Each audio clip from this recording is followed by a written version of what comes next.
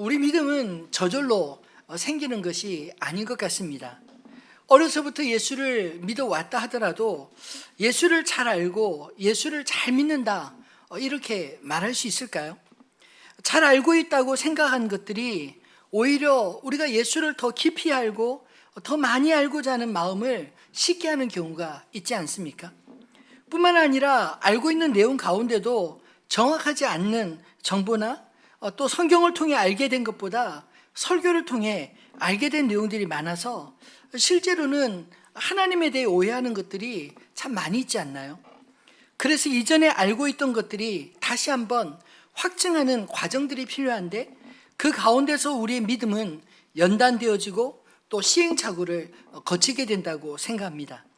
오늘 우리가 읽은 이 본문의 말씀은 안식 후 첫날 이른 새벽에 예수의 무덤을 향해 걸었던 여인들의 발걸음에 이야기하고 있습니다. 무덤까지 갈 수 있는 믿음이 얼마나 될까요? 예수님이 십자가에 달리실 때 멀찍이 바라만 보았던 여인들은 아리마대 요셉이 예수의 시체를 수습할 때도 너무나 놀라고 당황스러운 마음으로 아무것도 준비하지 못해서 그저 따라가 무덤만 확인했을 뿐이었습니다. 그토록 믿고 사랑했던 예수님의 죽음에 이 여인들은 아무것도 할 수 없었기에 예수의 시체에 마지막 향품이라도 발라드리고 싶은 그런 간절한 마음으로 안식일이 속히 지나기를 기다리지 않았을까요?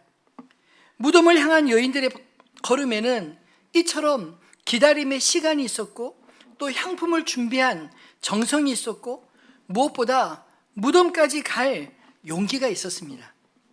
더구나 이 여인들은 예수님을 갈릴리에서부터 따랐던 여인들입니다. 예수를 향한 이만한 믿음을 갖는다는 것 정말 대단하지 않습니까? 그런데 안타깝게도 그들에게 예수께서 부활하신다, 이 믿음은 없었던 것 같습니다. 마태복음 27장 62절로 66절 말씀에 보면 오히려 예수를 죽이는데 앞장섰던 대제사장들과 바리새인들이 오히려 예수께서 부활하신다는 말씀을 기억하고 두려워한 것을 볼 수 있습니다. 한번 그 내용을 읽어볼까요?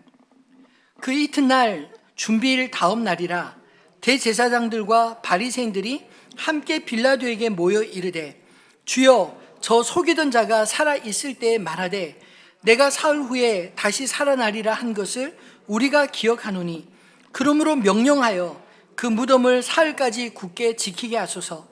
그의 제자들이 와서 시체를 도둑질하여 가고 백성에게 말하되 그가 죽은 자 가운데서 살아났다 하면 후의 속임이 전보다 더 클까 하나이다 하니 빌라도가 이르되 너에게 경비병이 있으니 가서 힘대로 굳게 지키라 하거늘 그들이 경비병과 함께 가서 돌을 임봉하고 무덤을 굳게 지키니라.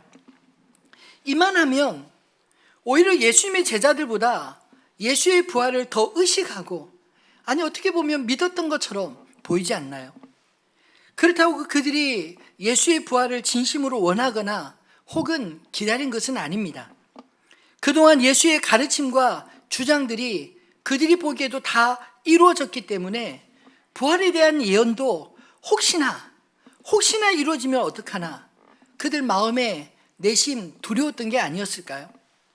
분명 예수님을 향한 열정과 믿음이 있었던 이 여인들이었지만 그럼에도 불구하고 예수의 부활만은 믿지 못했기에 예수의 무덤을 배회하는 이 모습들이 안타깝게 보이지 않나요? 예수의 시체를 찾는 여인들을 위해 주님은 천사들을 보내어 기다리게 하셨습니다. 우리의 열정과 믿음으로도 할 수 없는 일을 만날 때 주님이 우리를 위하여 예비하신 것이 있음을 믿으시기를 바랍니다. 그럼 천사들이 이 여인들에게 전해준 소식은 무엇이었을까요? 천사가 그들에게 전해준 기쁜 소식은 예수 다시 사셨다라는 소식이었습니다. 오늘 본문의 여인들은 예수님의 부활을 확인하러 무덤에 간 것이 아니었습니다. 그들의 뇌리에 분명히 십자가에 죽은 예수의 시신의 발을 향품을 준비해 갔다, 이렇게 기록되어 있지 않습니까? 그러나 무덤에서 그들이 만나볼 것을 기대했던 죽은 예수의 시신은 찾지 못하고 도리어 찬란한 옷을 입은 두 천사를 그곳에서 만나게 되었습니다. 당황해서 어쩔 줄 모르며 무릎 꿇고 고개를 숙이던 이 여인들에게 천사가 전해준 말씀은 뜻밖의 소식이었습니다. 분명히 그들의 기억 속에 예수님은 그들이 보는 앞에서 죽은 자였지 않습니까? 예수의 죽음은 이 여인들뿐만 아니라 예루살렘에 사는 모든 사람들이 다 목격한 사실이었습니다. 죽음을 끝이라고 믿는 사람들에게 예수님의 모든 것은 추억이요 과거일 뿐이었습니다. 그런 심정으로 무덤에서 죽은 예수의 흔적을 찾는 자들에게 천사들은 그들의 기억을 뒤집는 말씀을 하고 있습니다. 어찌하여 살아있는 자를 죽은 자 가운데서 찾느냐? 죽은 자는 무덤에 있지만 살아있는 자를 왜 무덤에서 찾느냐 말씀하고 있습니다. 이 말씀이 여인들 입장에서 얼마나 놀라운 이야기였을까요? 예수의 시체를 찾아 자신들의 장례를 치르러 왔던 사람들에게 죽은 예수가 살아있는데 왜 무덤에서 찾느냐라는 말을 이 천사들에게 듣는 것, 이 여인들은 아마 상상도 하지 못했던 이야기였을 것입니다. 여러분, 신앙은 우리가 믿는 믿음의 대상에 달려 있습니다. 모든 종교에는 그 창시자가 무덤을 가지고 있지 않나요? 그리고 그 죽은 자가 묻힌 무덤을 사람들이 순례합니다. 아무리 존경받고 위대한 업적을 남겼어도 이 세상의 모든 사람들은 다 죽어 무덤에 장사되었습니다. 그렇게 생각해 보면 이 땅의 마지막 목적지가 마치 무덤처럼 느껴지지 않으시나요? 그러나 우리의 신앙은 예수님의 빈 무덤, 이 빈 무덤으로 설명할 수 있습니다. 예수님은 십자가에서 죽으심으로 우리의 죄악을 대신 담당하셨습니다. 그런데 만약 그것이 끝이라면 아마도 기독교는 대단히 우울한 종교가 되지 않았을까요? 나를 대신해서 죽은 십자가의 예수에 대해 미안함과 고마움은 마음에 간직할지 모르지만 또 한편으로는 나 대신 죽겠다는 죄책감에서 헤어나오지 못할 것이기 때문입니다. 그리고 십자가는 주님을 추억하는 또 하나의 우상이 되고 말 것입니다. 그러나 오늘 예수의 시체를 찾고자 했으나 찾지 못했던 이 빈 무덤은 우리의 신앙의 끝이 십자가가 아니라 십자가의 죽음을 넘어 영원한 생명과 하나님 나라를 바라보게 이끕니다. 로마서 4장 25절 말씀에 예수는 우리가 범죄한 것 때문에 내줌이 되고 또한 우리를 의롭다 하시기 위하여 살아나셨느니라 말씀하지 않습니까? 예수님이 다시 사셨다는 말씀은 우리에게 감격과 소망을 주는 메시지일 뿐만 아니라 우리가 더 이상 죄인이 아니라 그리스도의 의를 힘입은 의인이 되었다, 이 사실을 선언하는 것입니다. 비록 나의 죄 때문에 십자가의 죽음을 당하셨지만 예수님은 거기서 끝나시지 않았습니다. 나를 영원한 죄의 굴레로부터 벗겨내시고 나로 더 이상 무덤을 종착역으로 삼는 죄인이 아닌 천국에서 주님과 함께 영원을 살아갈 의인이 되도록 부활하셨다는 것입니다. 우리 옆 사람과 그런 의미에서 이렇게 인사 한번 해볼까요? 예수 다시 사셨습니다. 당신도 이제 살아났습니다. 아멘. 여러분 믿으시나요? 이런 믿음이 생기지 않습니까? 기독교는 2000년 전에 지나간 역사 속의 예수를 기억하는 종교가 아닙니다. 지금도 살아계셔서 하나님 보좌 우편에서 다시 오실 날을 준비하고 계시고 우리에게 성령을 부어주셔서 성령으로 우리와 함께 날마다 동행하시는 주님을 믿는 신앙인 것입니다. 그러므로 예수님을 무덤에서 찾으려고 연구하지 마시고 살아계신 주님 앞에 우리의 무릎을 꿇을 수 있게 되기를 소망합니다. 얕은 인간의 지식으로 종교의 틀에 하나님을 가둬두지 마시고 전능하신 주님을 나의 주, 나의 왕으로 영접하는 저와 여러분 다 되시기를 소망합니다. 이 믿음이 우리의 가슴을 뛰게 하고 우리가 어떤 상황이라도 결코 혼자가 아님을 날마다 깨닫게 하는 것 아닌가요? 예수의 부활의 소식은 그래서 우리 인생의 새로운 시작이라 말할 수 있을 것입니다. 더 이상 우리가 해결할 수 없는 죄로 인해 좌절하고 낙심하지 마시고 지금도 살아계셔서 우리를 이 땅에서부터 하나님 나라 백성으로 살게 하시고 궁극적으로 승리케 하시는 삶의 예배자 되시기를 주님의 이름으로 축원합니다. 두 번째로 천사들이 전해준 메시지는 예수님이 하신 그 모든 말씀들을 기억하라라는 것입니다. 인간은 망각의 동물이라는 말이 있지 않습니까? 사실 이 망각은 이중적인 면이 있습니다. 잊어야 할 것을 잊게 해줄 때 망각은 우리 인생의 선물이 되기도 하고, 잊지 말아야 할 것을 잊어버릴 때 망각은 우리 인생의 죄와 후회가 되기도 합니다. 안 좋은 기억들을 다 기억하며 사는 사람들이 있다면 그분은 아마도 하루도 편하게 살지 못할 것입니다. 예를 들면 부모님이 우리를 키울 때 너무 힘드셔서 야단치던 그 무서운 얼굴들, 평생도록 잊지 못한다면 그 부모님의 얼굴 어떻게 바라볼 수 있을까요? 엄마가 아기를 낳을 때 고통을 잊지 못하고 아기를 키울 때 힘들게 한 것 하나하나 다 기억한다면 어떻게 아이를 정서적으로 건강하게 키워낼 수 있겠습니까? 사실 우리 인생에 잊을 수 있다는 것도 어떤 의미에서 축복이지 않을까요? 근데 갈수록 잊고 싶은 기억들을 그 기억들을 지우고 싶어하는 사람들이 많아진다는 이야기를 들었습니다. 사람들은 기억하기 위해 기록으로 남기는데 그 기록이 나중에는 잊어버리고 싶은 기억이 되어 지우려 애쓴다는 것입니다. 요즘 인터넷상에도 자기 SNS나 혹은 여러 블로그나 내가 원치 않는 자신에 대한 정보가 흘러가는 것, 그것을 지우는 업체도 있고요. 그런 사람들도 직업도 존재하지 않습니까?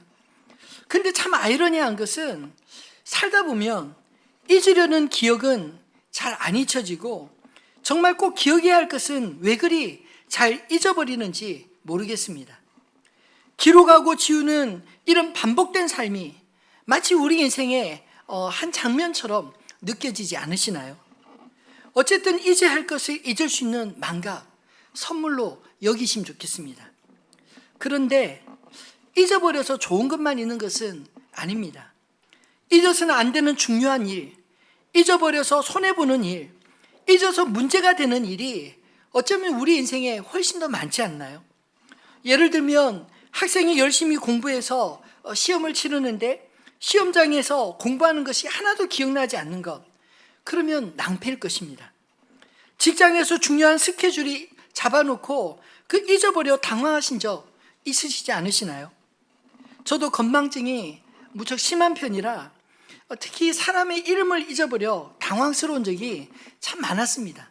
목사가 사람 이름 잘 기억해야 되는데 잘 알고 있었던 이름도 순간 얼굴을 보는데 그 이름이 생각나자 머뭇거리고 머리가 하얗게 되는 그럴 때가 얼마나 진땀이 나고 힘든지 모릅니다. 여러분, 이런 깜빡깜빡 잘하는 목사를 용서해 주시면 감사하겠습니다. 근데 어떤 일은 변명으로도 안 통하는 일이 있어 망각은 곧 후회가 되고 죄가 되기도 하지 않습니까? 오늘 예수님을 믿고 사랑했던 여인들이 무덤에까지 찾아온 이유가 무엇이었을까요? 예수님은 이미 이전에 제자들에게 자신에게 다가올 미래에 대해 적어도 3번 이상 말씀을 가르쳐 주셨습니다. 누가복음 9장 21절로 22절, 44절로 45절 말씀을 한번 읽어볼까요? 경고하사 이 말을 아무에게도 이르지 말라 명하시고 이르시되 인자가 많은 고난을 받고 장로들과 대제사장들과 서기관들에게 버림받아 죽임을 당하고 제3일에 살아나야 하리라 하시고 이 말을 너희 귀에 담아두라. 인자가 장차 사람들의 손에 넘겨지리라 하시되 그들이 이 말씀을 알지 이는 그들로 깨닫지 못하게 숨긴 바 되었습니다. 또 그들은 이 말씀을 묻기도 두려워하였더라. 예수님이 죽으심과 부활에 대해 말씀하신 것이 이미 오늘 본문에 말씀한 것처럼 갈릴리에서부터 말씀해 왔다는 것입니다. 누가복음 18장 32절로 34절에도 보면 주님이 이제 자신의 죽음이 임박이 올 때 또다시 제자들에게 직접 자신의 죽으심과 부활에 대해 언급하셨습니다.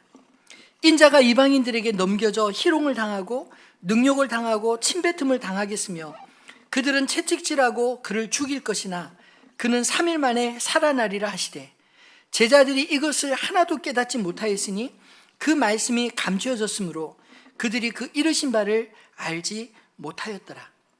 분명히 주님이 말씀하시긴 했는데 그 말을 듣기는 들었는데 그러나 그런 일이 한 번도 경험해 본 적도 없고 그 말씀을 깨닫지도 못했기에 그들은 감히 물어보지도 못하고 그냥 벙어리 냉가슴 앓듯 그렇게 마음에 두었다라는 것입니다. 분명 예수님의 제자들과 오늘 갈릴리에서부터 따라온 여인들은 예수님을 사랑하고 신뢰했지만 예수님의 말씀을 기억하지 못했기에 오늘 본문의 말씀처럼 무덤에서 예수의 시체를 찾고 있었던 게 아닐까요?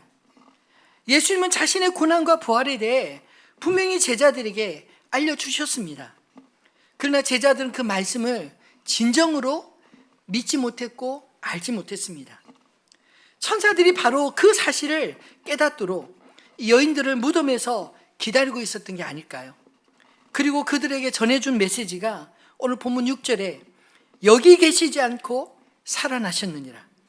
갈릴리에 계실 때 너에게 어떻게 말씀하셨는지를 기억하라. 그렇게 말씀하십니다. 사랑하는 성도 여러분, 우리의 신앙은 하나님을 잘 기억하는 것, 거기서부터 시작이 됩니다. 하나님께서 우리를 위해 행하신 일들을 기억하고 또 주께서 우리에게 당부하신 일을 기억하는 것, 이것이 신앙의 기본이 아닐까요? 그런 의미에서 저는 믿음이 좋다고 하는 것은 기억을 잘한다라는 것이며 기억한 것을 삶에 적용해서 순종하며 살려고 애쓴다, 그것을 믿음이 좋다라고 생각합니다. 닐스 달이라는 신학자는 초대교회에 언급하면서 공동체에 대한 사도들의 1차적 의무는 공동체를 창설하는 일, 그 이상으로 그들이 부여받아 이미 알고 있는 아니면 알고 있어야 하는 것들을 충실하게 기억하도록 돕는 일이었다라고 말합니다. 우리가 하나님을 위해 무엇을 할 수 있겠습니까? 하나님이 이미 이루어 놓으신 것들을 기억하며 기쁨과 감사로 찬양하는 것, 그것이 우리가 할 수 있는 가장 선한 일이 아닐까요? 그래서 사도 바울은 에베소서를 시작하자마자 1장 3절로 6절에 이렇게 외치고 있습니다. 찬송하리로다. 하나님 곧 우리 주 예수 그리스도의 아버지께서 그리스도 안에서 하늘에 속한 모든 신령한 복을 우리에게 주시되 곧 창세전에 그리스도 안에서 우리를 택하사 우리로 사랑 안에서 그 앞에 거룩하고 흠이 없게 하시려고 그 기쁘신 뜻대로 우리를 예정하사 예수 그리스도로 말미암아 자기의 아들들이 되게 하셨으니 이는 그가 사랑하시는 자 안에서 우리에게 거저 주시는 바 그의 은혜의 영광을 찬송하게 하려는 것이라. 무슨 말인가요? 한마디로 표현하면 하나님의 은혜를 받은 우리가 할 수 있는 가장 선한 일, 그것이 하나님을 찬양하고 예배하는 것이다, 이런 뜻 아니겠습니까? 예배는 하나님을 기억하며 찬송하는 구원받은 성도의 가장 자발적이고도 고상한 믿음의 행동입니다. 요즘 코로나 때문에 예배하는 습관이 무너지신 분 계시지 않나요? 차일피일 예배를 미루고 쉬다 보면 우리는 본능적으로 하나님에 대해 기억 상실증에 걸리고 맙니다. 하나님 없이도 잘 살 것 같고 하나님 없이도 아무런 문제 없는 것 같고 그러다가 하나님 없이 마음대로 살고 싶은 욕망과 게으름에 빠지게 되지 않나요?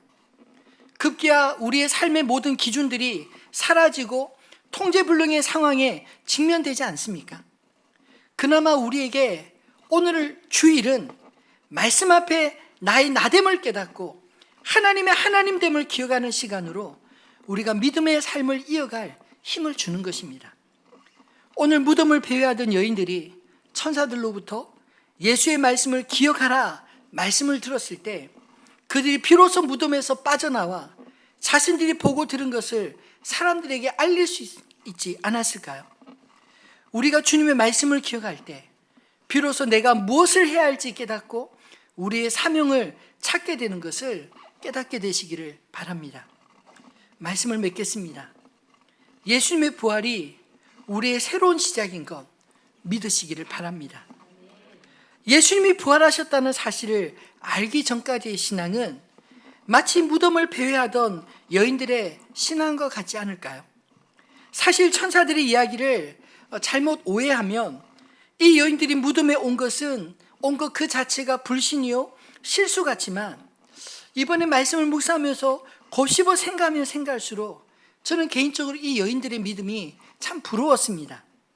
왜냐하면 이들의 열심과 사랑의 이 발걸음이 빈 무덤 앞에서 최초로 예수님의 부활을 확인하고 부활의 첫 증인이 되었기 때문입니다. 그런 의미에서 조금 몰라도 괜찮고 잊어버려도 괜찮은 것 같습니다. 왜냐하면 잘 모르면 주께서 천사를 보내어 바로 알려주셨듯이 우리의 무지와 불신을 주님 반드시 깨우쳐 주실 것이기 때문입니다. 더 중요한 것은 오늘 우리에게 안식구 첫날 이 새벽을 기다린 여인들과 같은 용기 있게 무덤을 향해 나아가는 순수한 사랑이 있는가? 이것을 우리 자신에게 물어봐야 하지 않을까요? 그 중심에 주님을 향한 진실한 사랑이 있다면 오히려 여인들로서 사도들을 부끄럽게 하는 주님의 제자 증인으로 삼으실 줄 믿습니다. 예수의 부활은 제자들의 새로운 시작이었습니다. 갈릴리 여인들의 믿음과 사랑은 그 중심에서 가장 빛났고, 부활하신 주님을 만난 제자들은 더 이상 겁쟁이가 아니었습니다. 십자가의 죽음조차 더 이상 그들의 복음을 전하는 발걸음을 멈추게 하지 못했습니다. 부활하신 주님과 같은 길을 가고자 하는 믿음이 생겼기 때문입니다. 무덤을 향한 발걸음들이 이제 무덤을 떠나 예수의 소식을 전하는 발걸음으로 변했습니다. 오늘 본문 8절 9절은 바로 그런 변화를 기록한 말씀이 아닐까요? 한번 마지막으로 같이 읽어보겠습니다. 그들이 예수의 말씀을 기억하고 무덤에서 돌아가 이 모든 것을 11 사도와 다른 모든 이에게 알리니. 여러분, 말씀을 기억하면 우리가 무엇을 해야 할지 명확해지지 않겠습니까? 신앙의 정체기가 왜 생기는 것일까요? 우리가 예수를 죽은 자 가운데서 무덤 속에서 찾기 때문 아닐까요? 과거의 신앙에 머물러 한 걸음도 나아가려 하지 않기 때문입니다. 자꾸만 내가 믿는 예수가 어떤 분인지 잊고 살기 때문 아닐까요? 기독교는 죽은 예수를 기념하는 종교가 아닙니다. 우리 예배가 날마다 부활하신 주님을 만나는 새로운 시작이 되길 진심으로 소망합니다. 이것이 예배의 회복입니다. 예배는 하나님 아버지를 기억하고 그의 앞에 나아가 말씀을 듣고 우리의 생각을 하나님께 초점을 맞추는 적극적인 행위인 것입니다. 새로운 시작이 가능하려면 우리의 관점이 바뀌어야 하지 않을까요? 무기력한 예수, 과거 속의 예수가 아닌 부활하신 예수, 전능하신 예수님을 만나시기 바랍니다. 예수의 부활이 우리의 새로운 시작이 되기를 바랍니다. 과거에 매여 있는 역사적인 예수가 아닌 지금도 살아계셔서 우리와 동행하시는 예수와 함께 살아가는 삶의 체험들이 날마다 있기를 소망합니다. 그리고 아직도 부활하신 예수를 몰라 무덤을 향해 걸어가는 주위의 사람들에게 예수 부활하셨네, 이 기쁨의 좋은 소식을 전해주시기 바랍니다. 그래서 저들의 인생이 무덤을 향하던 방향에서 돌이켜 우리와 함께 하나님 나라를 바라보는 믿음의 사람들이 되도록 함께하는 부활의 믿음으로 사는 저와 여러분 다 되시기를 주님의 이름으로 축원합니다.